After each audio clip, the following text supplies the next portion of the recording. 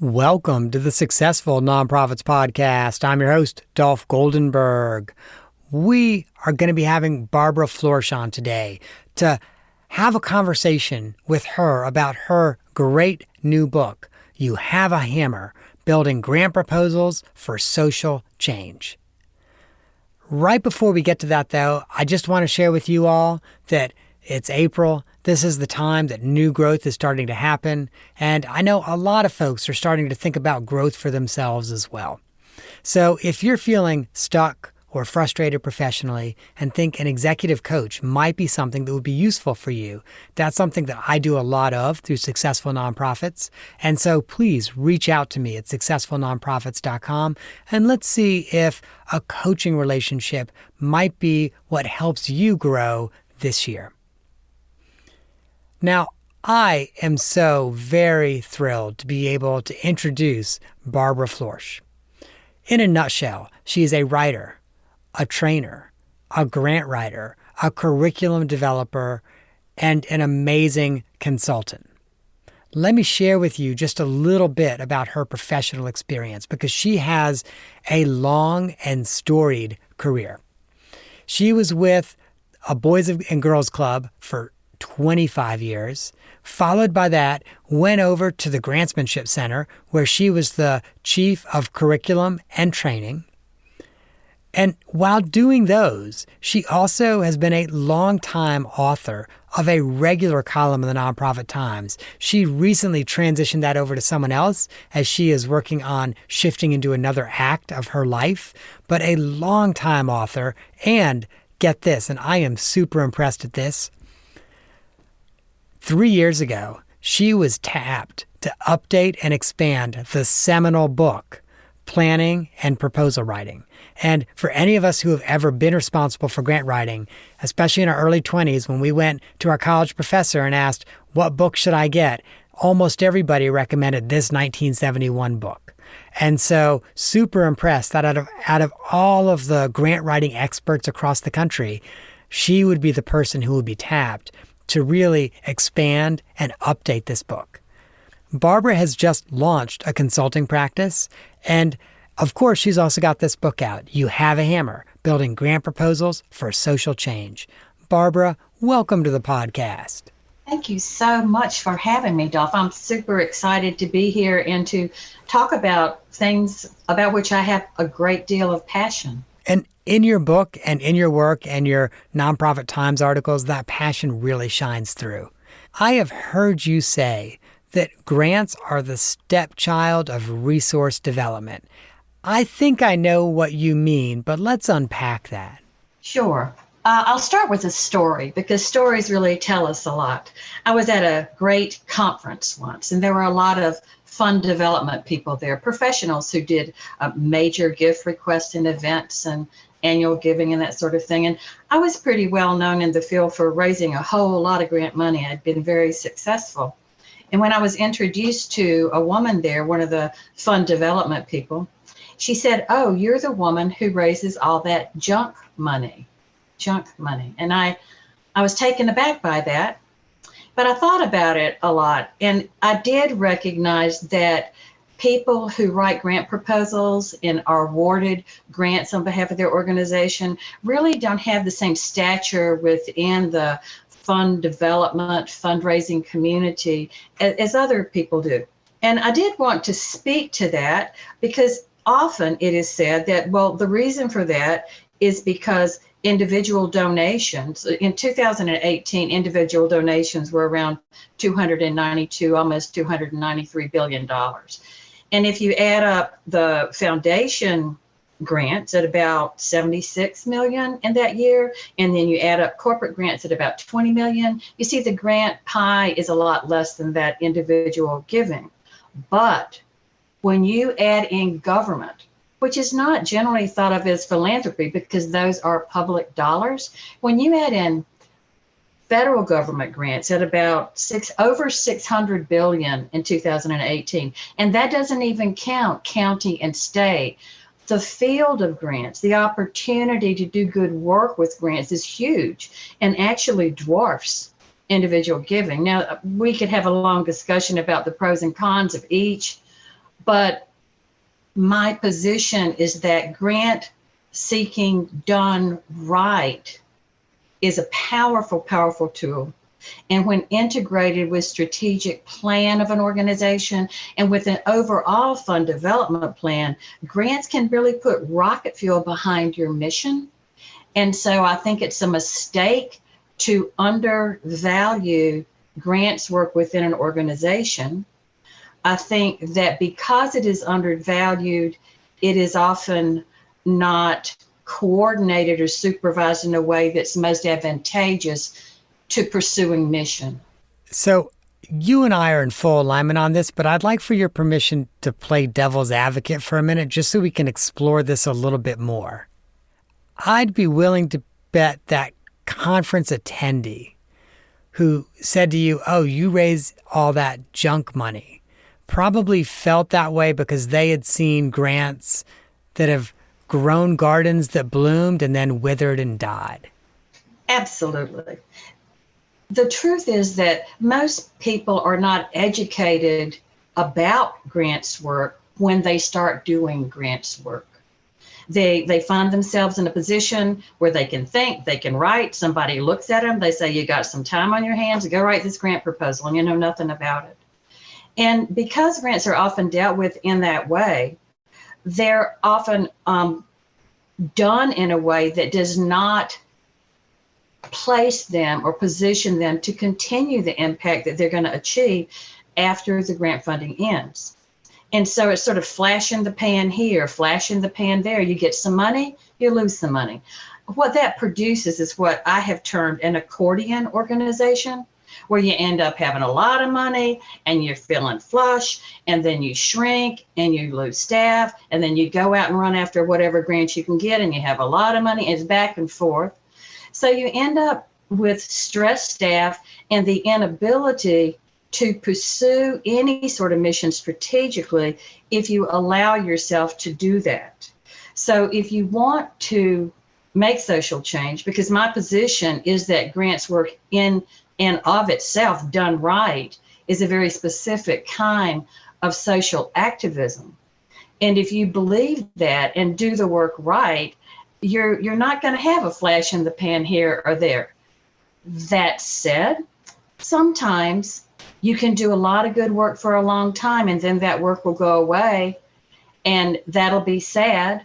But if it has produced really good impact that can keep growing, that's good too. It's just you have to think about what you're doing and design programs, design grant proposals, grant requests in a way that positions them to have enough impact and legs that they can keep walking once the money's gone. So can you give an example of that, of an organization that got grant funding and that funding was designed in such a way that even after the money stopped flowing into the program continued to have an impact?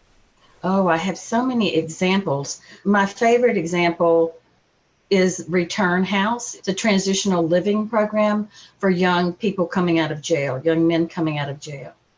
So one night I was driving home from work and it was dark and cold, and I was listening to the radio, and the radio announcer gave statistics about a very high percentage of young men in this very small Vermont community that were involved with the justice system. Talked to some probation people the next day, because I had been very disturbed by it, and found out that it was basically a revolving door. In jail, out of jail, in jail, out of jail. And why? Because there was nothing in the community once they got there to support them and help them learn how to be in the community successfully. So talked to my executive director, started talking to everybody we could talk to. About 4 years later, after community meetings and meetings with churches and justice centers and correction and labor, Department of Labor, we had Return House, a transitional living program from young men coming out of jail. That was almost 20 years ago now. The grants are long gone. I'm not saying that maybe they don't get another one to do some employment work, but we designed it in a way that brought in enough partnership from other organizations and looked at long-term funding through things like Medicaid and employment insurance and things like that, so that we could have a base to build on to keep that program going. Part of what I like about that, Barbara, is I think when you design your program that way and you design your proposal that way, it also helps you answer one of the toughest questions on a lot of grant proposals, which is, how is this program going to be sustainable when the grant ends? It absolutely does. And it's an obligation. It's a moral obligation in a lot of instances. You can't go put a community through what we put the community through to get to the plan for this transitional living house and then say, whoops, the grant's gone. Guess we're out of here. That's just, at some point, you have a moral obligation for some of that. And then the other thing is that funders do ask, how are you going to sustain this program? And I actually object to that question, because the real question is, how are you going to sustain the impact? I've been involved in work where we brought new programming into schools, and it was so successful that when we left, the school kept it going. We did not need to keep it going. It was integrated into the curriculum. So it's a way of looking at things. It's not about your organization. It's not about the grant you bring into your organization. It's about the impact and how to sustain that. But I would imagine that that would be an acceptable answer to the question, how are you going to sustain this program? The answer would be, we will sustain the impact of the program by creating something that could be integrated into the operations of the schools. That's right. And you have to realize that when you do that, of course, the schools will say, yeah, we'll consider that, but they're not going to guarantee to do it till they see your evaluation data. Was it or was it not impactful? But it's a plan.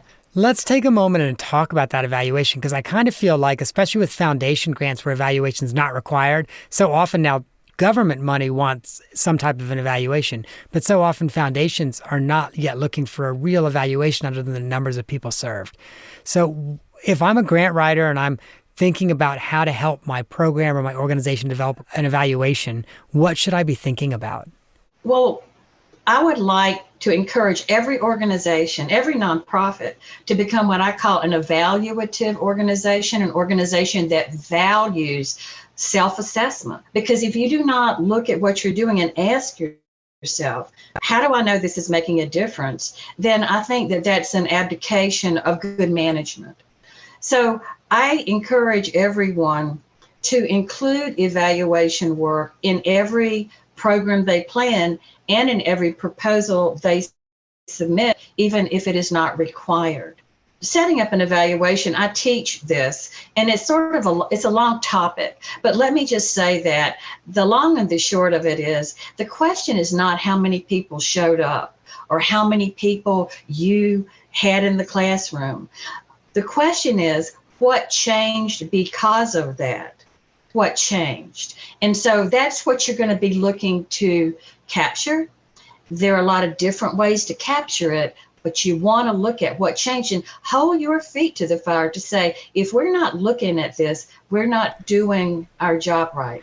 And if I can also say, be honest about what the actual outcomes are. So if you are hoping to achieve a specific outcome and you fell short of that, be honest with yourself and with your funder and say, hey, we think we need to tweak the following things. Maybe it costs more money, less money. I don't know. But we need to tweak the following things so that we can better be able to meet that target.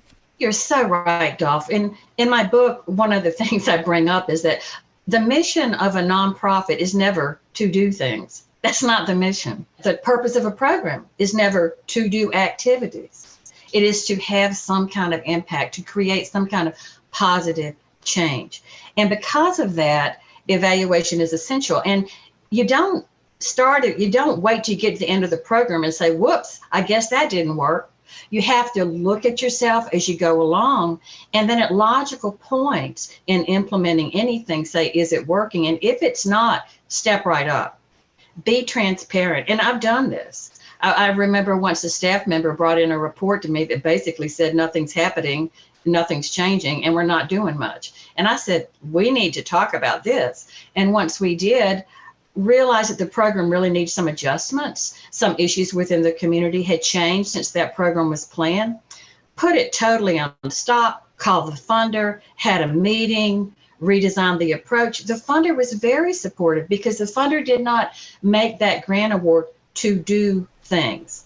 It was to make something good happen. Right.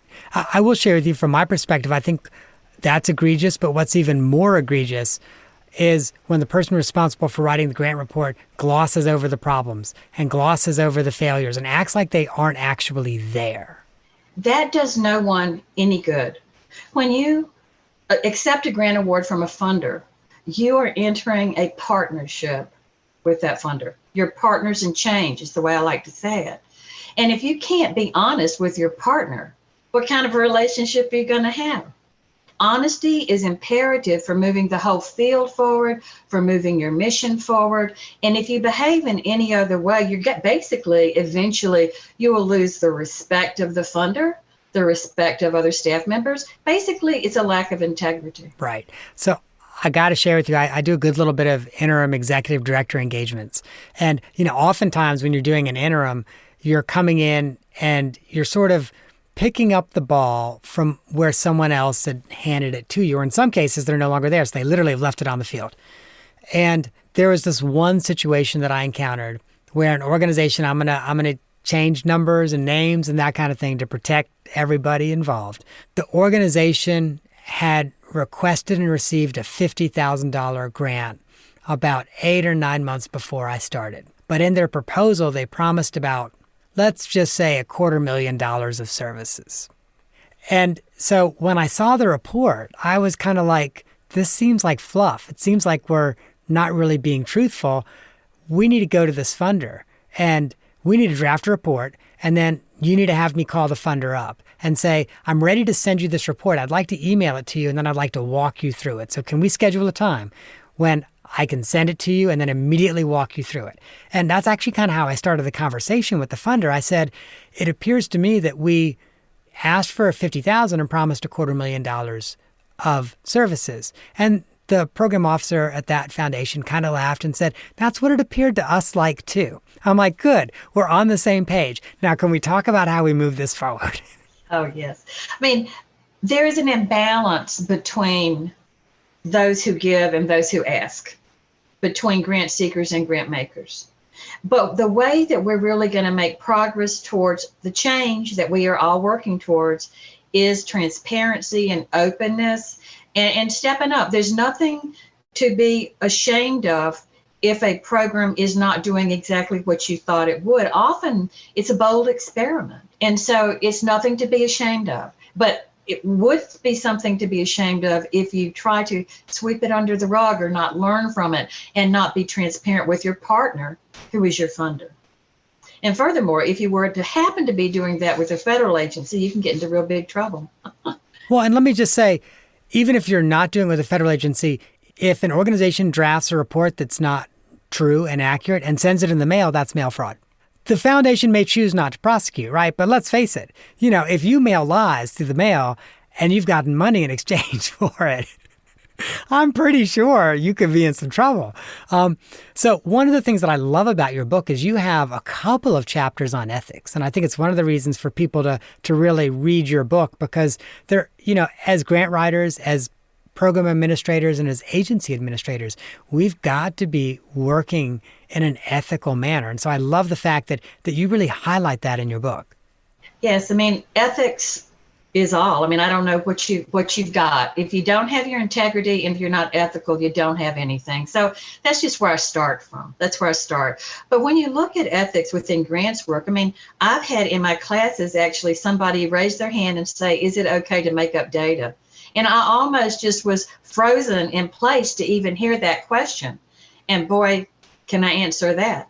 But I have encountered, I know so much about the data of the different issues I work on.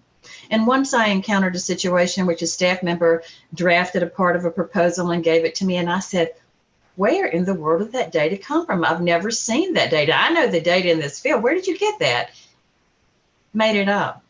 No. I mean, so I'm saying, what I'd like to say about grants work is that it is done right social activism. There's a very large pot of money that think of that as fuel, think of that as possibility. that's there for change. As an organization, I want to encourage all organizations to look at this in a way where you integrate that grants work into what you're doing strategically so that it becomes all that it can be. Because if you get into situations where you don't do it properly or give it the level of weight, don't consider the weight of it as you should, then you get more into these situations where people are not understanding, well, I'll just gloss this over. I'll just do that and that. I think that the more we encourage people to understand how a grant award can impact the direction of an organization, can steer an organization. I've coined a word called rogue grant proposals. I don't know if you can imagine what that means, but some organizations give this work such little weight that people may be off in a corner somewhere writing up a grant proposal and just sending it off. And the administration may not even know it's gone. And when I talk about this in classes, hands go up, eyes, head, hand to the head. Yes, they've seen rogue proposals. So how do we deal with this? We look at grants as what they are.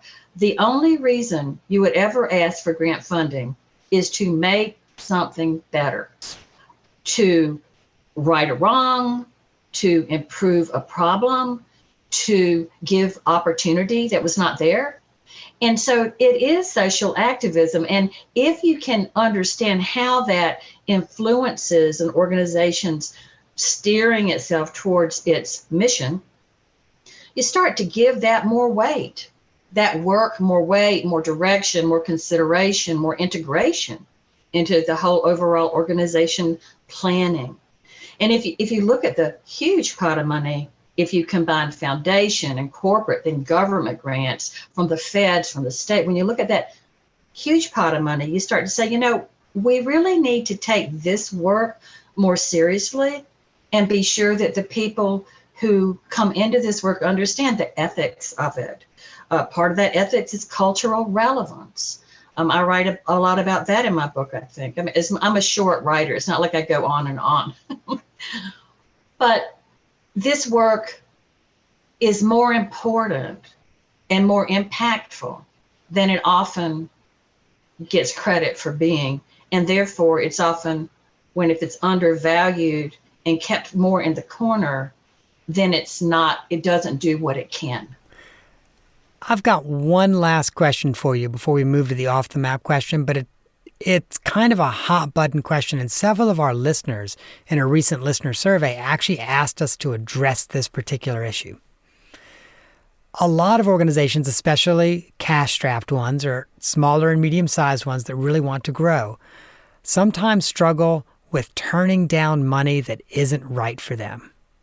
So sometimes that for them, I think that means not applying, but other times I think it means getting an award letter, reviewing the terms of the award and realizing, no, it's really not a good fit. How does an organization turn that money down? In any situation in which money is involved, this is Barbara philosophy, but it's born of many years of grants experience. You've got to be willing to walk away if it's not right. It can mean maybe a staff member is going to get a day or two chopped off of his or her time right then. It can mean that something that needs to be replaced won't be. There could be negative impacts, but in the long run, if you accept money that's not really right for your organization, you're going to start drifting. You're going to do mission drift. You'll drift this way, and then the money comes. You get more money, you drift the other way.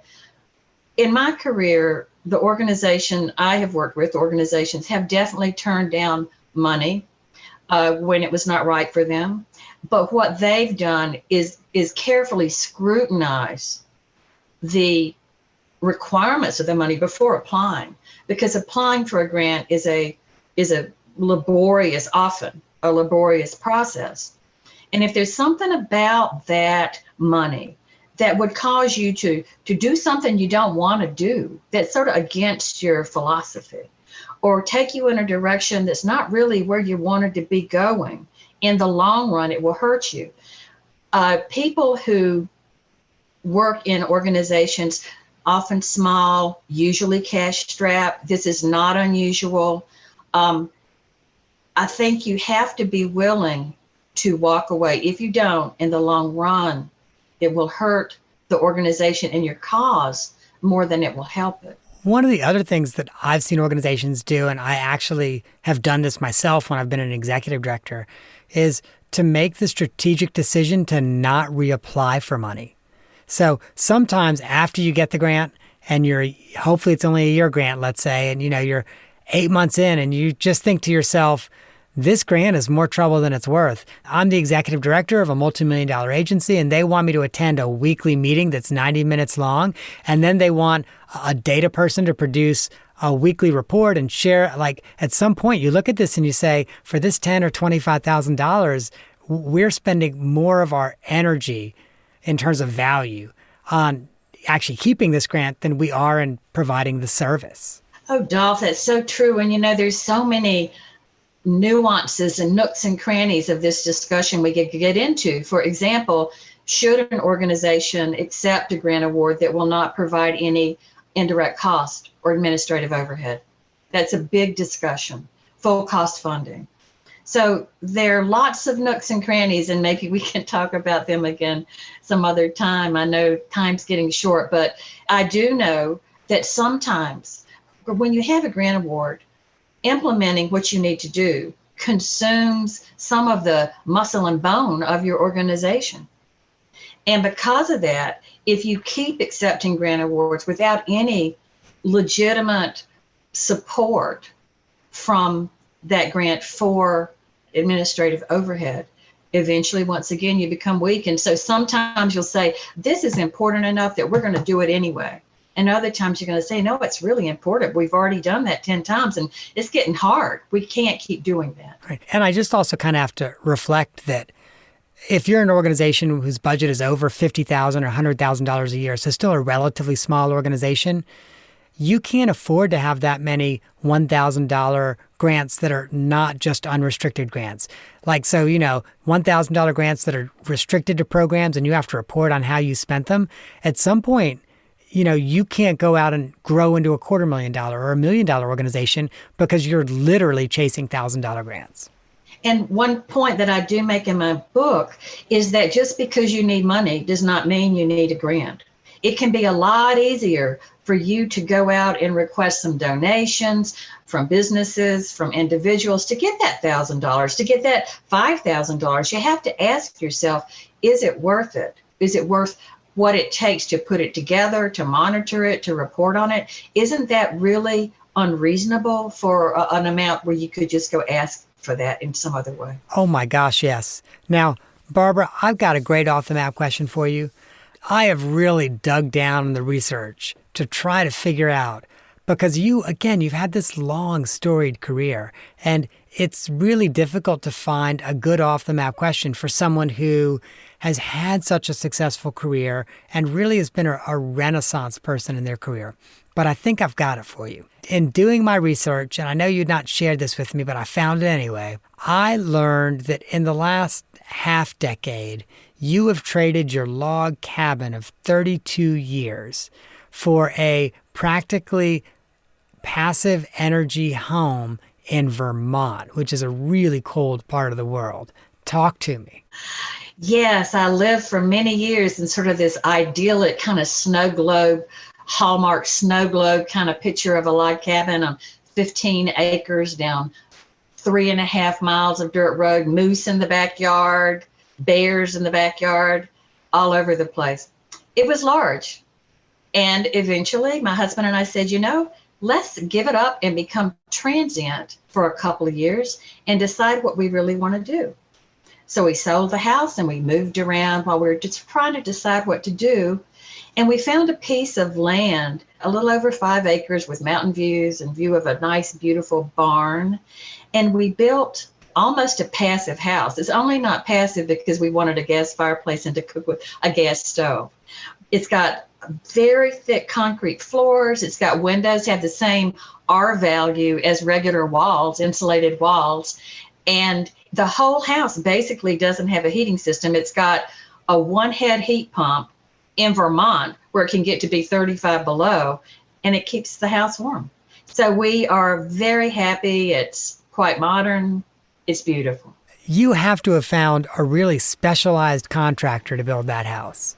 We did. We had done renovations on our log cabin, and we found him during that time. And he's well known for his expertise in passive houses. And we actually designed the house, the layout and everything with him. And we recommend him to all other people. We've shown this house. He keeps bringing people. Can I show people your house? So we probably had 20 people come to see the house to see if they can build one like it. Oh my gosh. Wow. What a great story, and how very inspirational as well. It takes some real guts to say, okay, we're going to sell our house and be transient and live in this liminal space for a couple years while we're figuring it out. Good for you. Thanks, Dolph. It's been a real joy to talk to you. Well, gosh, I am so glad that you have joined us. And listeners, you know, you're going to have to reach out to Barbara because she is just really that incredible. And her URL is barbarafloersch.com. And at her website, you can learn more about her. You can read her blog. And not only that, she has a newsletter that you can subscribe to. And I would strongly recommend. Again, this is someone who wrote regularly for the Nonprofit Times, has updated and expanded a book, and has a book of her own out as well. This is someone whose weekly emails you want to be getting. And she also asked me to share the organization that she used to work with, and that's the Grantsmanship Center. And their URL is tgci.com. And I'll share with you, I think Barbara and I are in alignment that the Grantsmanship Center does the best training in the field of grant writing. So make sure you check them out as well. Barbara, thanks so much for joining us today. Dolph, thank you. All right, listeners, if you missed the URL, barbarafloersch.com, or just weren't really sure how to spell that, go over to successfulnonprofits.com, and we will have both of those links, the Grantsmanship Center and her website, in our show notes. Also, don't forget, if you're thinking about growth for yourself, if you feel like you need just a little bit of help to reach that next level, then go to Successful Nonprofits as well and check out the one-on-one coaching that we offer. And finally, if you liked this episode, there are two that you've really got to check out. The first is episode 165, 4 Tips for Efficient and Effective Fundraising with Patton McDowell. And the second is episode 57, Collaborative Grant Seeking with Bess DeFarber. That, listeners, is our show for this week. I hope that you have gained some insight to help your nonprofit thrive in a competitive environment. And you know, I've got to give you this disclaimer. I'm not an accountant nor an attorney. And quite frankly, it's Friday, so I've not even shaved today.